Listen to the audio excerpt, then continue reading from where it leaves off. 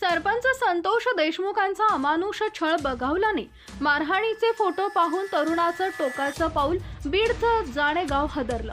बीड जिल्ह्यातील मस्साजोग गावाचे सरपंच संतोष देशमुख यांची हत्या करताना केलेल्या अमानुष अत्याचाराचे फोटो सोमवारी रात्री समोर आले. यानंतर महाराष्ट्रात संतापाची लाट उसळल्याचं पाहायला मिळालं. या कृत्याचे तीव्र पडसाद राज्यभरात उमटले असताना संतोष देशमुखांच्या मारेकऱ्यांना फाशीचीच शिक्षा देण्याची मागणी आता जोर धरतीये. अशात बीडच्या केस तालुक्यातील जाणेगाव येथून एक मोठी धक्कादायक बातमी समोर आली आहे. संतोष देशमुख यांना मारहाण करतानाचे फोटो पाहून धक्का बसल्यानं जाणेगाव येथील रहिवासी असलेल्या 23 वर्षीय तरुणानं धक्क्यातून टोकाचं पाऊल उचललंय.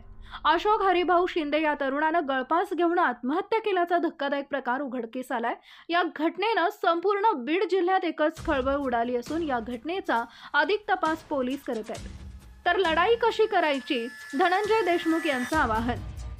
संतोष देशमुख हत्या प्रकरणातील दोषारोप पत्रातील व्हायरल झालेले फोटो पाहून केस तालुक्यातील जाणेगाव येथील अशोक शिंदे हे प्रचंड विचलित आणि अस्वस्थ झाले होते.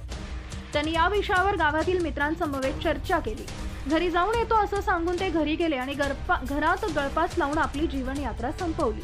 हत्येच्या निषेधार्थ आणि संतोष भैयांच्या आठवणीत काल 4 मार्च रोजी जाणेगाव बंद ठेवण्यात आलं होतं. यावेळी अशोक शिंदे हा गाव बंद करण्यासाठी आग्रही होता. मात्र ही घटना उघडकीस आल्यानं खळबळ उडाली असून अशा पद्धतीनं कुणीही आत्महत्या टोकाचे पाऊल उचलू नका असं आवाहन संतोष देशमुख यांचे बंधू धनंजय देशमुख यांनी केलंय. तसेच एक मावळा या लढाईमध्ये कमी होत असेल तर लढाई कशी करायची असा प्रश्नही धनंजय देशमुख यांनी उपस्थित केला. वाल्मिक कराडचे पाय आणखी खोलात जाण्याची शक्यता. संतोष देशमुख हत्या प्रकरणातील दोषारोपांमध्ये आणखी काही खुलासे पुढे आलेत. यामुळे वाल्मिक कराडचे पाय आणखी खोलात जाण्याची शक्यता आहे. एसआयटीला तपासादरम्यान काय काय मिळालं याची माहितीही एबीपी माझाच्या हाती लागली आहे. यात कराडनं आपल्या 3 आयफोन मधील डाटा का डिलीट केला, तो एसआयटीनं कसा रिकव्हर केला हेही यातून पुढे आलंय.